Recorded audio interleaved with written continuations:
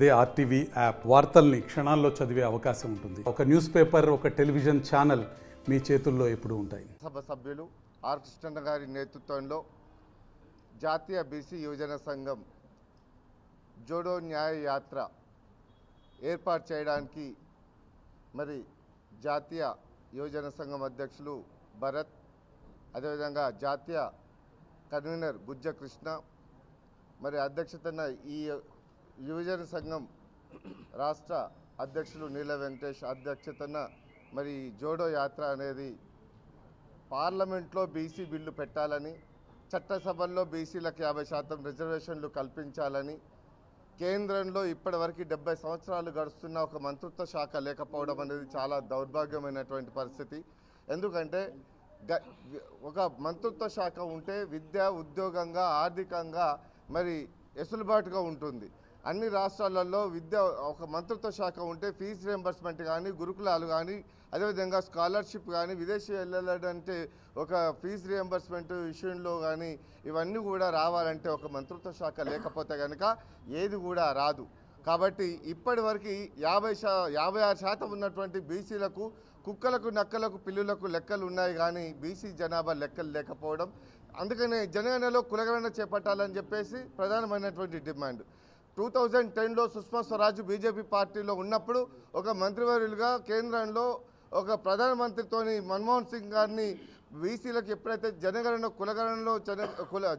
కులగణన పెడితే వాళ్ళకు న్యాయం జరుగుతుంది, అప్పుడే వాళ్ళకు ఫలాలు అందుతాయని చెప్పి ఆ రోజు సుష్మా స్వరాజ్ చెప్తే ఇప్పటివరకు మరి బీజేపీ పార్టీ బీసీల ప్రధానమంత్రి ముద్దుబిడ్డ అయి ఉండి మరి ఇప్పటివరకు కూడా ప్రధానమంత్రి ఒక కేంద్ర మంత్రిత్వ శాఖ కానీ, అదేవిధంగా జనగణనలో కులగణన చేపట్టకపోవడం అనేది చాలా సిగ్గుచేటు. ఎందుకంటే గతంలో ఈబీసీలకు మనం చూసాం 3 రోజులలో ఎవరు కూడా రిప్రజెంట్ చేయలేదు. మాకు వెనుకబడి ఉన్నాం, మాకు రిజర్వేషన్లు కావాలని ఏ ఒక్కరు కూడా అడగలేదు. కానీ ఆర్ కృష్ణ 120 సార్లు పార్లమెంటుపై యుద్ధం చేయడానికి ప్రకటించాడు. 70 సార్లు ప్రధానమంత్రులను కలిసి జనగణనలో కులగణన పెట్టాలి, మంత్రిత్వ శాఖ ఏర్పాటు చేయాలి, పార్లమెంట్లో బీసీ బిల్లు పెట్టాలని చెప్తే ఇప్పటివరకు కూడా ఊసు లేదు, పాసు లేదు. మరి అదే ఎవరు అడగకముందు మాత్రం ఈబీసీలకు 10% రిజర్వేషన్లు ఎట్లా పెడతారు? 50% దాటొద్దని అంటారు. 4% లేని ఈబీసీలకు రిజర్వేషన్లు ఎట్లా వచ్చినాయని చెప్పి నేను ప్రశ్నిస్తున్నా.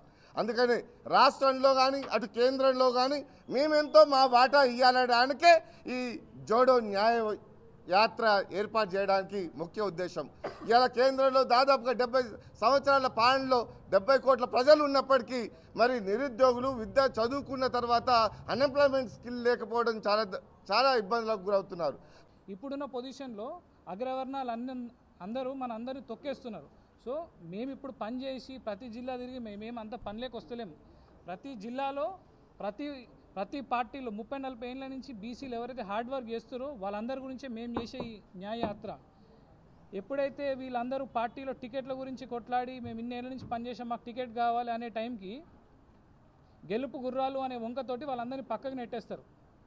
నామినేటెడ్ పోస్టులు ఇస్తామని చెప్తారు ఎలక్షన్లు అయ్యే ముందు. మన వాళ్ళందరూ ఎగ్జైట్మెంట్లో పనిచేస్తారు. ఎలక్షన్లు అయిపోయాక నామినేటెడ్ పోస్టులు ముచ్చట ఉండదు, అది ఇంకొక పెద్ద పటేల్కే ఇస్తారు, ఇంకొకరికి ఇస్తారు. మన వాళ్ళు మాట్లాడదామంటే రేపు పొద్దున లోపల కూడా రానియరు, ఆ ముచ్చటనే ఉండదు. ఏదైనా పని ఉంటే చేసుకోరా భయ అంటారు, అదంటారు ఇదంటారు. మన వాళ్ళని ఎక్కడ చూసినా కూడా చిన్న చూపే చూస్తారు. ఇంత అణచవేతకు 75 ఏళ్ళు భరించినాం. ఇప్పుడున్న యువత భరించడానికి సిద్ధంగా లేదు.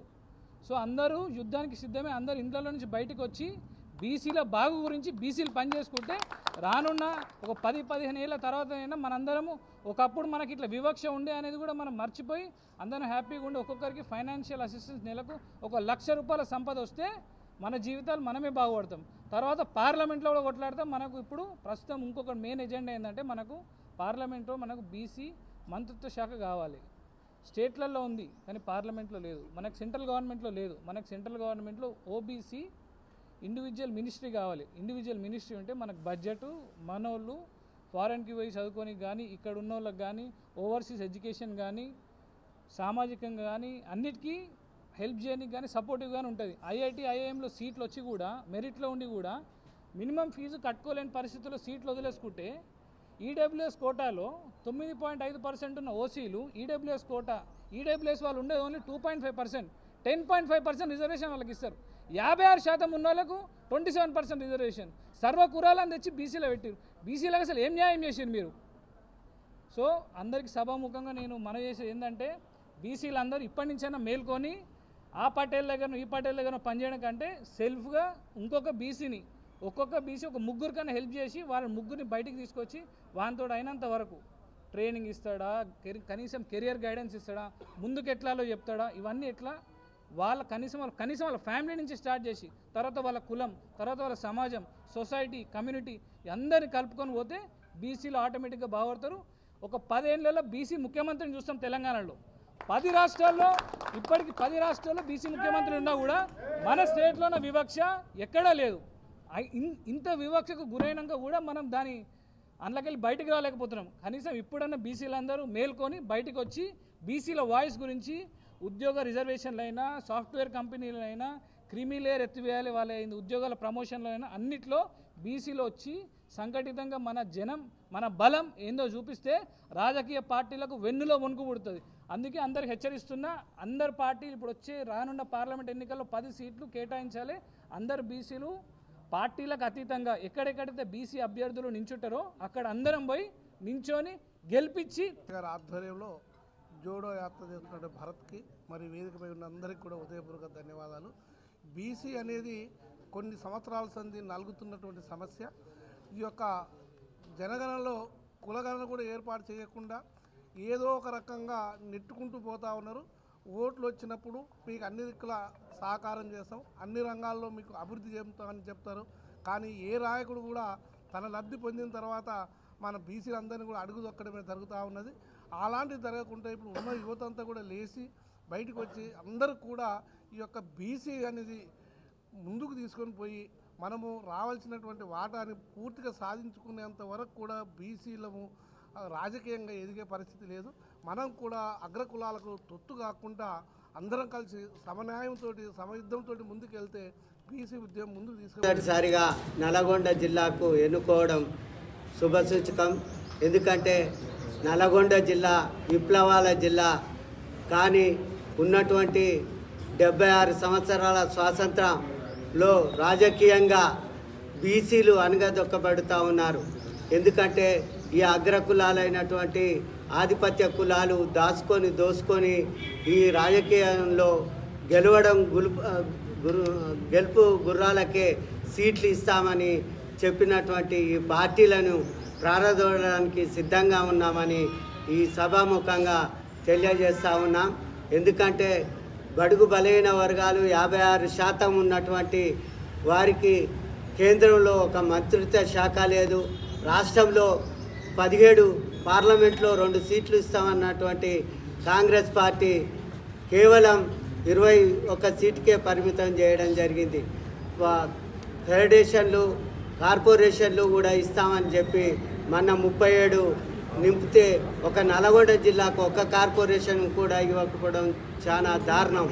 ఉన్నటువంటి స్థానిక సంస్థలో 34% కొట్లాడి పెట్టించినటువంటి రాజ్యసభ సభ్యులు గౌరవ పెద్దలు ఆర్ కృష్ణ గారి నేతృత్వంలో జడ్పీటీసీ, ఎంపీటీసీ, సర్పంచుల్లో ఉన్నటువంటి ఆ 50% మించకూడదనే ధోరణితో టీఆర్ఎస్ ప్రభుత్వం 19% కుదించి ఎన్నికలు పెట్టడం చాలా దారుణం.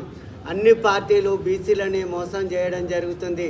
డాక్టర్ బిఆర్ అంబేద్కర్ రచించినటువంటి రాజ్యాంగంలో 340 ఆర్టికల్ ప్రకారం బీసీలకు జనగణనలో కులగణన జరిగితేనే న్యాయం జరుగుతుందని పెద్ద ఎత్తున పోరాటం చేస్తామని ఈ సందర్భంగా తెలియజేస్తా ఉన్నాం. మరిన్ని వీడియోస్ కోసం ఛానల్ ని సబ్స్క్రైబ్ చేయండి, లేటెస్ట్ అప్డేట్స్ కోసం వాట్సాప్ ఛానల్ ని ఫాలో చేయండి అండ్ లింక్ డిస్క్రిప్షన్ లో ఉంది.